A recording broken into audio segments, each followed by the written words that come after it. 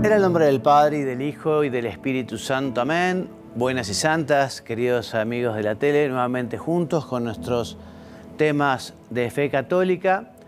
Y hoy con el último tema de la celebración del misterio cristiano, de la segunda parte del Catecismo de la Iglesia Católica. Hemos desarrollado estos contenidos durante 20 programas y hagamos un poco de repaso. En la primera sección del Catecismo dice el capítulo primero, el misterio pascual en el tiempo de la Iglesia, y hablamos de la liturgia como obra de la Santísima Trinidad. Hablamos del misterio pascual en los sacramentos de la Iglesia. En el capítulo segundo, la celebración sacramental del misterio pascual. Hablamos de la liturgia en la Iglesia, cómo celebramos, de la diversidad litúrgica, muchos ritos diferentes en una unidad de misterio. Y luego pasamos a la segunda sección en la que vimos los 7 sacramentos de la Iglesia. Comenzamos con los sacramentos de iniciación y vimos el bautismo, la confirmación, el sacramento de la Eucaristía. Luego pasamos a los sacramentos de curación y vimos el sacramento de la penitencia y de la unción de los enfermos. Y terminamos con los sacramentos al servicio de la comunidad, con el sacramento del orden y el sacramento del matrimonio. Bueno, el último capítulo de esta segunda parte del Catecismo se denomina Otras celebraciones litúrgicas, que es lo que vamos a ver hoy. Veremos los sacramentales y veremos las exequias cristianas. Entonces comencemos, ¿no? ¿Qué son los sacramentales? Los sacramentales, dice el Catecismo, son signos sagrados, que imitando a los sacramentos, imitando porque no son lo mismo que los sacramentos, imitando a los sacramentos, tienen efectos espirituales por la intercesión de la Iglesia. Para que vayan haciéndose una idea, cuando hablamos de sacramental, con un ejemplo lo van a tener muy claro.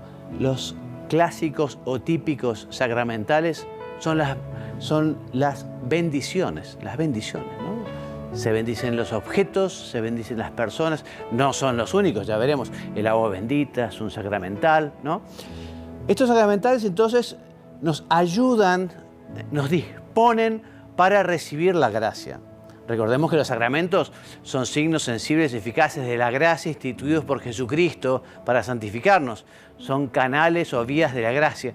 En cambio, los sacramentales nos disponen, nos inclinan, nos ayudan también a santificar las diversas circunstancias de la vida. Por ejemplo, algunas características de los sacramentales. Los sacramentos han sido instituidos por Jesucristo, los sacramentos. Los sacramentales han sido instituidos por la Iglesia para la santificación de ciertos ministerios eclesiales, para la santificación de ciertos estados de vida, para la santificación de circunstancias de la vida cristiana y del uso de cosas útiles para el hombre. Cuando veamos más ejemplos, se va a entender mejor, ¿no? Y los ritos o las ceremonias de los sacramentales comprende siempre una oración, con frecuencia acompañada de un signo, como la imposición de la mano, por ejemplo, ¿no? Y también la aspersión del agua bendita.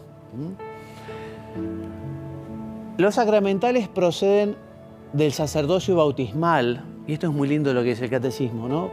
Porque todo bautizado es llamado a ser una bendición para los demás, ¿no? Y todo bautizado está llamado a bendecir. Bendecir es decir bien. La bendición justamente es desear el bien.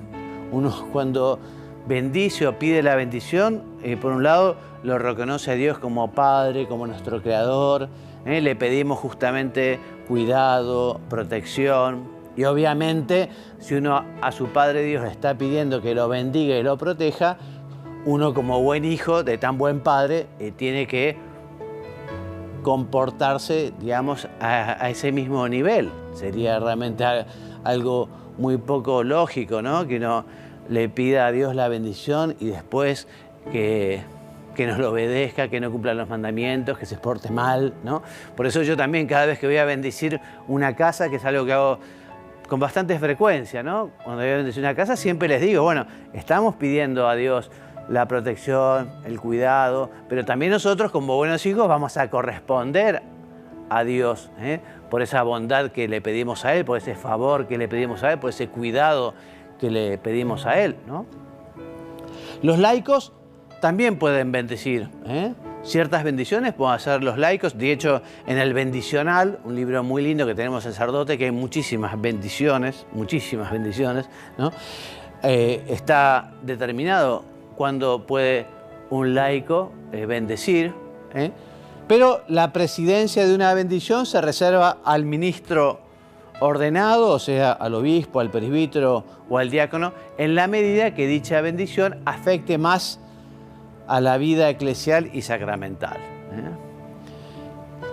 Repetimos, los sacramentos no confieren la gracia del Espíritu Santo, los sacramentales. Los sacramentos sí, los sacramentales no. Pero por la oración de la Iglesia preparan, volvemos a repetir, a recibirla y nos disponen a cooperar con ella. Entonces veamos sí, algunos ejemplos o diversas formas de sacramentales, ¿no? Entonces, hay sacramentales que son bendiciones. Y esas bendiciones pueden ser de personas, de lugares, de objetos de la mesa, ¿no? Y bueno, toda bendición es alabanza a Dios, porque se lo reconoce justamente como nuestro Creador, ¿no? Y es una oración de petición, para justamente reclamar esa ayuda, ¿no? La Iglesia da la bendición invocando el nombre de Jesús y haciendo habitualmente la señal de la cruz, ¿no? Que Dios te bendiga y te haga muy santo. Los padres bendicen a sus hijos, los sacerdotes siempre, muchas veces cuando nos encontramos con las personas, Padre nos dé la bendición. ¿Qué significa dar la bendición? Y significa justamente desear lo mejor para él, que Dios esté con esa persona, que Dios proteja a esa persona, que Dios le mejore, digamos, el alma o sus disposiciones para recibir las gracias de Dios.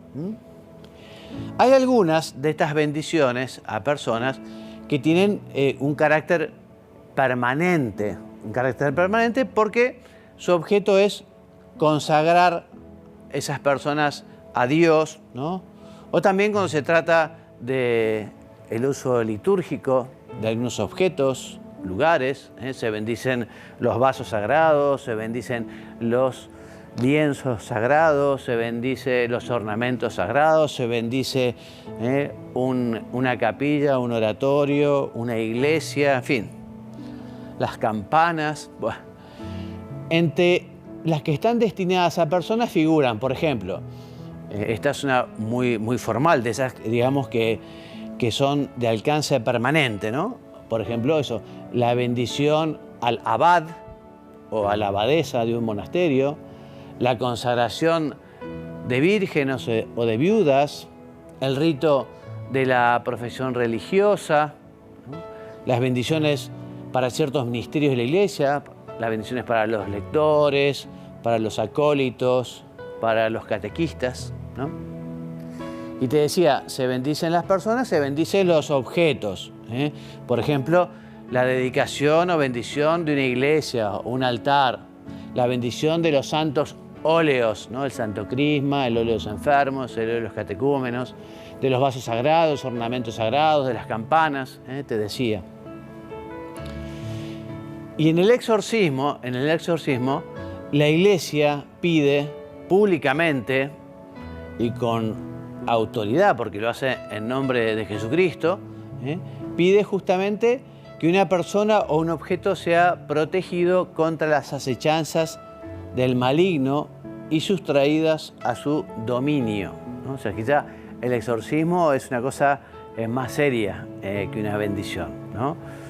Jesús la practicó, de hecho justamente muchos endemoniados fueron expulsados por Jesucristo de personas que atormentaban, ¿no? Bueno, y la Iglesia justamente recibe ese poder de Jesucristo, ¿no? Hay una forma simple de exorcismo que tiene lugar en el bautismo, ¿no? Pero existe un exorcismo solemne. Este exorcismo solemne solo puede ser practicado por un sacerdote y además con un permiso especial del obispo. En las diócesis es recomendable que exista un exorcista, uno o más, que suelen ser sacerdotes muy santos, que suelen ser piadosos, que suelen tener cierta experiencia, mayores, porque, en fin, los exorcismos son una cosa impresionante cuando realmente se trata de un exorcismo, ¿no? Y el exorcista tiene que seguir además prudentemente las reglas que existen, las reglas que puso la Iglesia, el rito de exorcista. Por eso el exorcismo intenta expulsar a los demonios o liberar del dominio demoníaco gracias a la autoridad espiritual que Jesús ha confiado a su Iglesia. Y esto es muy distinto al caso de las enfermedades, sobre todo psíquicas, ¿no? Por eso justamente es muy importante asegurarse antes de celebrar el exorcismo de que se trata de una presencia maligna y no de una enfermedad, porque muchas veces sucede esto, ¿no? Que alguien que tiene algún trastorno mental, ¿no? Y se cree endemoniado, ¿no? Y en realidad tiene un problema de una enfermedad, ¿no? Son cosas diferentes. Bueno, vamos a ir al corte antes de hablar de la religiosidad popular. Luego hablaremos justamente de las exequias y vamos a aprovechar las enseñanzas de Monseñor Munilla, que nos habla justamente de los sacramentales. Adelante. Número 351 del Compendio del Catecismo de la Iglesia Católica. ¿Qué son los sacramentales? Bueno, estamos concluyendo la parte del Catecismo referida a los sacramentos y en estos últimos 6 puntos los va a dedicar a los sacramentales. La primera pregunta, la 351, es ¿qué son los sacramentales? Y la respuesta es: los sacramentales son signos sagrados instituidos por la Iglesia, por medio de los cuales se santifican algunas circunstancias de la vida. Comprenden siempre una oración acompañada de la señal de la cruz o de otros signos. Entre los sacramentales ocupan un lugar importante las bendiciones, que son una alabanza a Dios y una oración para obtener sus dones, la consagración de personas y la dedicación de cosas al culto de Dios. Para explicar qué son los sacramentales, ayuda mucho entender que hay una diferencia entre sacramentos y sacramentales. Los sacramentos están instituidos por Cristo y los sacramentales por la Iglesia. Dado que los sacramentos están instituidos por Cristo, son 7 y la Iglesia no puede añadir ni quitar a esos 7 sacramentos, ¿no? Sin embargo, los sacramentales, como han sido instituidos por la Iglesia, pues podrá haber nuevos sacramentales en el futuro o sacramentales anteriores podrán pues, caer en el desuso, ¿no? Esa es una diferencia sustancial. Sacramentos instituidos por Cristo y sacramentales por la Iglesia. Son signos sagrados, son signos sagrados. Son signos que imitan a los sacramentos. Podríamos decir que los sacramentales siguen la misma lógica de los sacramentos. Solo que en este caso más bien los sacramentales nos disponen a recibir la gracia fundamental que recibimos por el conducto de los sacramentos. ¿Para qué han sido instituidos los sacramentales? ¿En orden a qué? Bueno, pues en orden a veces al propio ministerio sacerdotal. Hay sacramentos que se ponen al servicio del propio, que se ponen al servicio del propio ministerio sacerdotal o de los estados de vida. Algunos sacramentales han sido instituidos para para que caigamos en cuenta de la utilización correcta, ¿no? Por ejemplo, una medalla, bendecir una medalla, de la utilización de ciertos signos en su sentido religioso y sagrado. También es verdad que los sacramentales también pueden responder a la cultura de un lugar. Puede haber sacramentales que pertenezcan a una cultura y en otras culturas no se utilicen. Se componen los sacramentales de una oración y un signo. Todo sacramental tiene ambas cosas, ¿no? Oración y signo. Y el signo pues puede ser la imposición de las manos, puede ser la señal de la cruz, con mucha frecuencia, puede ser la aspersión del agua, o las tres cosas a la vez: imposición de las manos, señal de la cruz y aspersión del agua, o dos de ellas. Pero digamos que el sacramental tiene como dos partes, ¿no? O dos elementos: oración y un signo. En eso también imita a los sacramentos, porque los sacramentos tienen una palabra y tienen un signo. Todo sacramento tiene una palabra y un signo. Pues por ejemplo, pues el bautismo tiene una palabra, ¿no? Yo te bautizo en el nombre del Padre, del Hijo, del Espíritu Santo, y tiene un signo, el derramar agua 3 veces. Y lo mismo el resto de los sacramentos. Como os decía, los sacramentales imitan a los sacramentos y tienen siempre una oración y un signo. Los sacramentales proceden del sacerdocio bautismal. Entonces podemos decir que todo bautizado, él en sí mismo ya es una bendición. Podemos decir que cada uno de nosotros somos bendición de Dios para los demás. Es más, tenemos que pedirle a Dios esa gracia: Señor, concédeme ser bendición tuya para los demás. Que pueda yo transmitirles una palabra en tu nombre, que pueda darles una palabra de consolación, un consuelo. Pero, además de eso, todo bautizado, él es una bendición, y todo bautizado, él puede bendecir. Puede bendecir, ¿no? Puede presidir ciertas celebraciones de bendición, todo bautizado. Quizás en los lugares en los que pues el clero ha sido muy abundante, etcétera, pues esto lo hemos visto poco, porque casi siempre se ha reservado las bendiciones para los sacerdotes. Pero en otros lugares donde el clero no ha sido, donde los sacerdotes no han sido tan abundantes, pues claro, pues vemos que se ha asumido que los seglares, que los laicos, ellos también imparten bendiciones. Por ejemplo, ha sido muy frecuente en algunas culturas pues que los padres bendigan a sus hijos al terminar el día, antes de ir a retirarse y antes de descansar. O que los padres bendigan a sus hijos o un abuelo antes de que un hijo o un nieto emprenda un viaje. Por lo tanto, los seglares, los laicos pueden bendecir, aunque en algunos contextos culturales eso se ha hecho más o se ha hecho menos. En cualquier caso, es cierto que la presidencia de algunas bendiciones especiales se suele reservar a los sacerdotes, al ministerio ordenado, en la medida en que afectan más pues, a los sacramentos o a la vida de la Iglesia. Por ejemplo, pues, la bendición final de una liturgia eucarística, hombre, la imparte el mismo sacerdote o el diácono en todo caso. La bendición de una liturgia está reservada al ministerio ordenado generalmente, ¿no?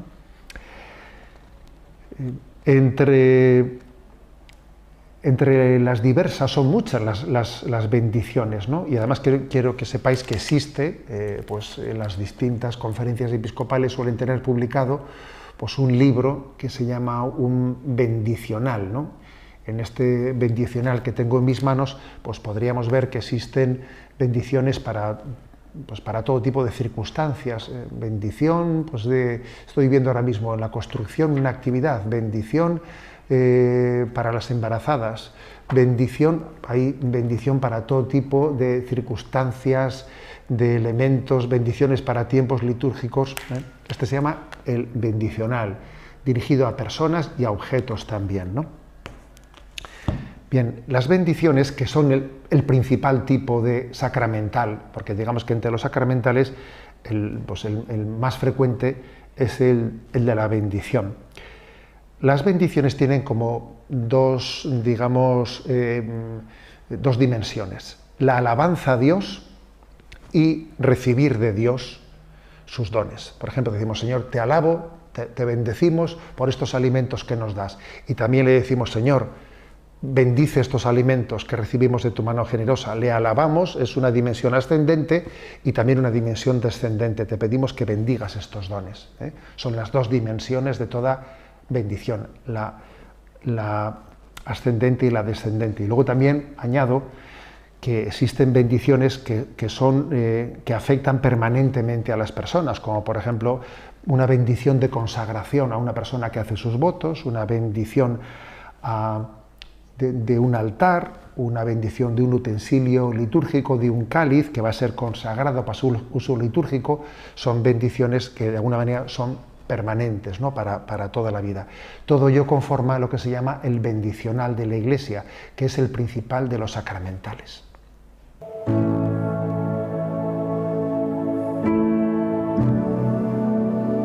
Volvemos entonces al tema de la religiosidad popular, y ejemplos de expresiones de piedad de la religiosidad popular en torno a la vida sacramental son los siguientes: la veneración de las reliquias, las visitas a los santuarios, o sea, es parte de la religión, ¿no?, popular, de la piedad popular, las peregrinaciones, ¿no? Aquí se peregrina el 8 de diciembre y durante todo el mes de diciembre, y muchísimos santuarios, ¿no? La religiosidad popular justamente lleva a caminar, a transitar, a ir a visitar, ¿no?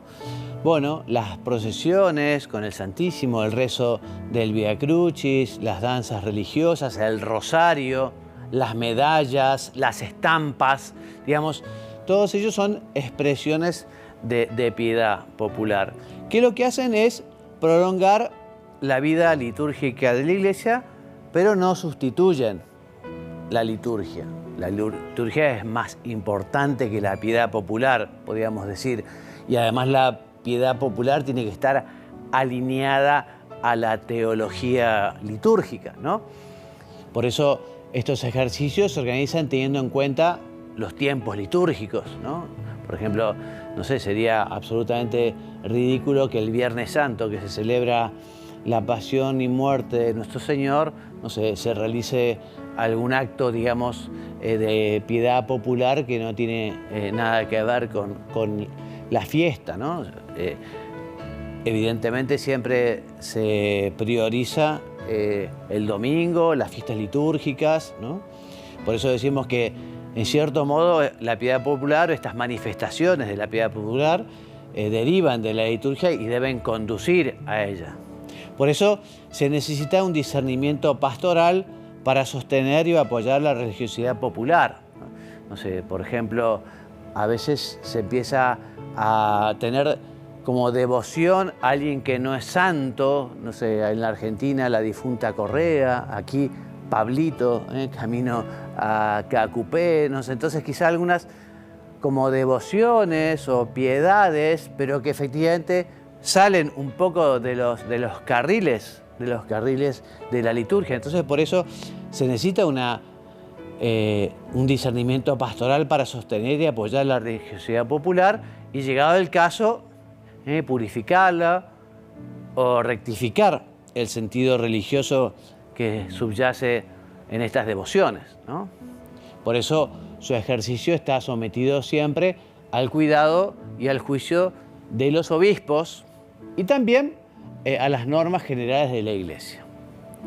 Bueno, pasamos al segundo gran tema, que son las exequias cristianas, ¿no? Vamos a hablar justamente del paso. Recordemos que todos somos peregrinos, no tenemos morada permanente, estamos de paso, viviremos más o menos, pero seguramente menos de 120 años o 110 años, ¿no? O sea, es bueno recordar que efectivamente este tiempo es de prueba y que justamente en este tiempo el Señor nos invita a dar fruto porque quiere que compartamos con Él la vida eterna, ¿no? Y desde siempre en la Iglesia, incluso antes de que existiera la Iglesia, desde siempre se reza por los fieles difuntos.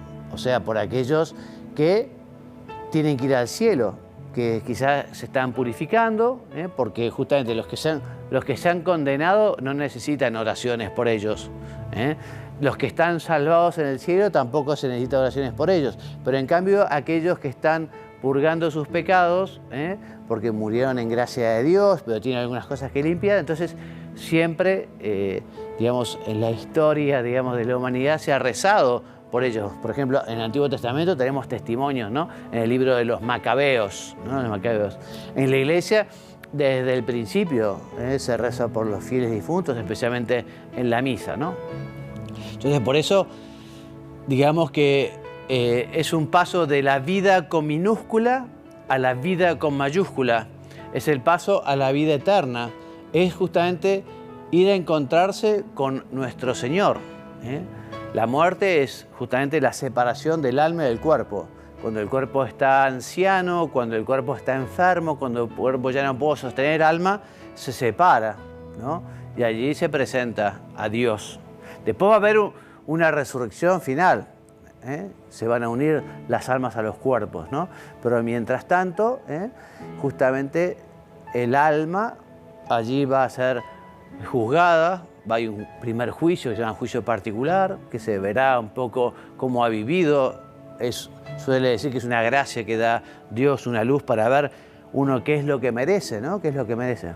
Y después va a haber un juicio final, porque así como el juicio particular es individual o personal, como nosotros formamos una comunidad, entonces se va a hacer público toda la vida de las personas, especialmente para honra de Jesucristo, que dejó este mundo como si fuera un criminal, de un modo tremendamente injusto. Entonces en el juicio final se va a ver la verdad de cada uno, ¿no? Bueno, entonces nosotros los cristianos rezamos por los fieles difuntos, o aunque no sean fieles, ¿no? Recientemente falleció el papá de un amigo que él no era bautizado, pero obviamente rezamos mucho para que efectivamente Dios lo tenga en la gloria, porque fue un hombre también muy bueno, ¿no? Entonces, las exequias cristianas son una celebración litúrgica de la Iglesia, una celebración litúrgica. Y los ritos de las exequias expresan el carácter pascual de la muerte, en el sentido del encuentro con Cristo, ¿no?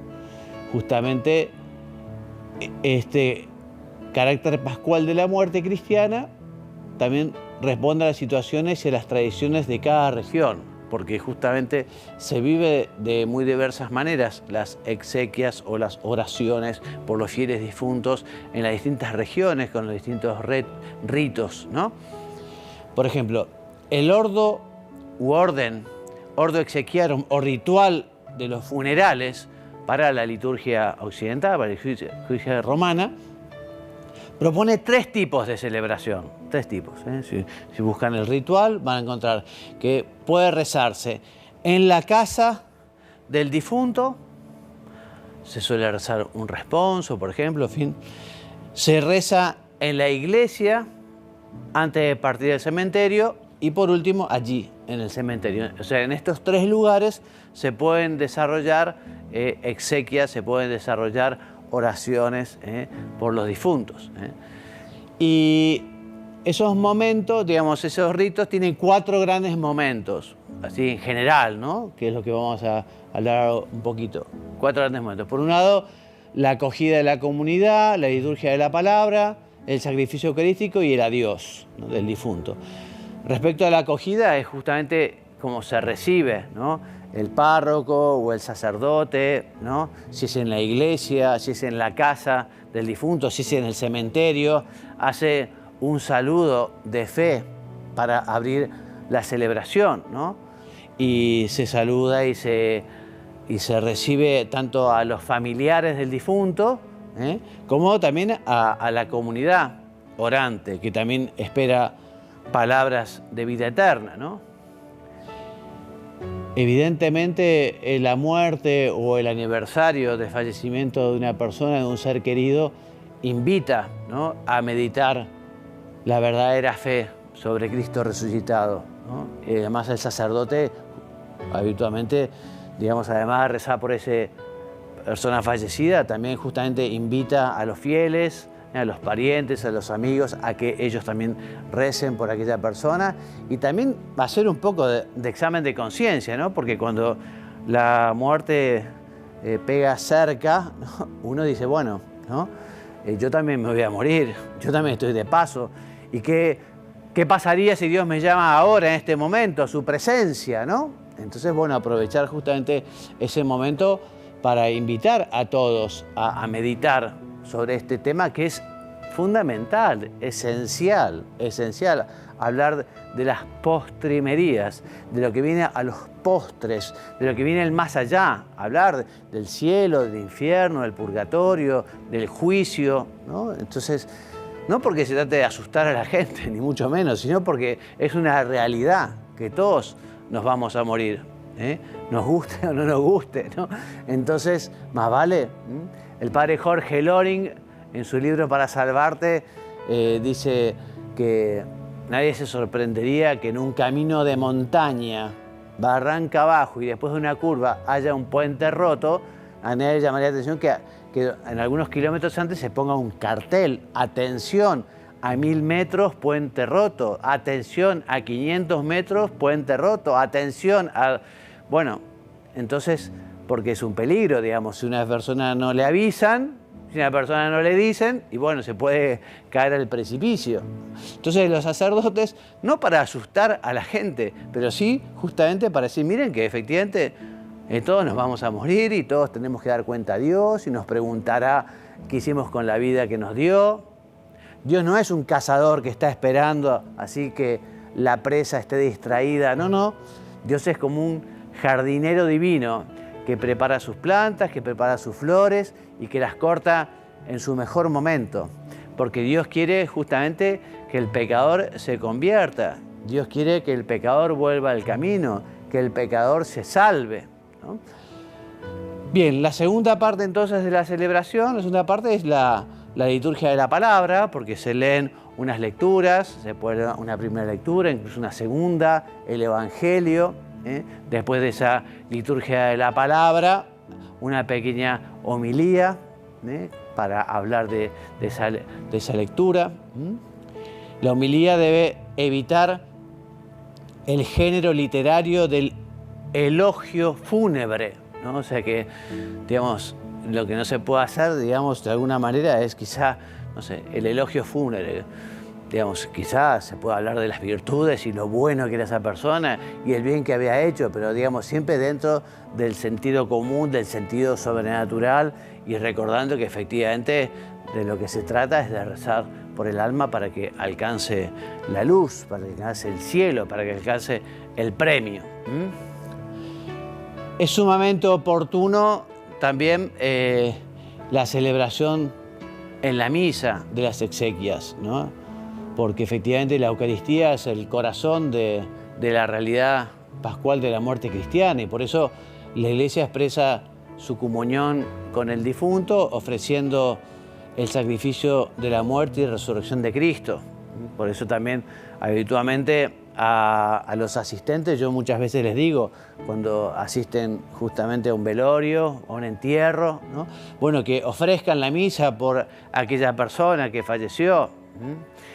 Pueden ofrecer a modo de sufragio muchas cosas más, porque pueden ofrecer el trabajo, el cansancio, ese mismo dolor que tienen, el acercarse a confesar, ¿no?